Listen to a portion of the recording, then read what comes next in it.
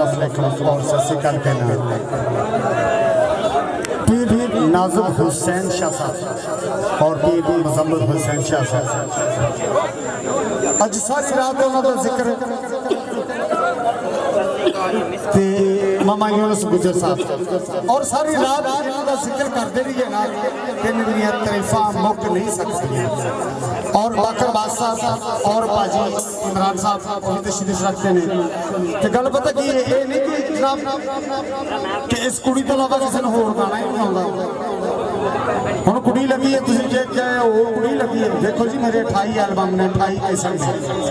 मगर इस तरह बड़ी बेइज्जती वाला गल होंदी कि मैं पीछे स्टेज पे खलोता वा जनाब एक वैल्यू नहीं मेरी मैनू एक टके दी मेरे अपने पीरां दे दर ते मुर्शिद पाक मेरे तीसरा मेरी सरकार ये मेरा तीसरा मेला मेरे पीरां दे दर ते उन्हां दे कदमां दे विच मैं हाज़री लवाना मगर नहीं फनकार यकीन करो मैं नहीं कहता सबसे सदा राजा मेरा सोहना पाकिस्तान इहदे नाल हयाती मेरी मैं बुत ते मगर रिस्पेक्ट इज्जत अगर फनकार नूं दिंदे ना वो कंजर दिंदे जी वाकई थैंक यू सर लो जी अपने पहले किस्म का गाया गीत जिहड़ा तुसीं सुनिया पाकिस्तान दे विच सुपर डुपर हिट होया मौत होनी होनी पैरवी चौथा साहब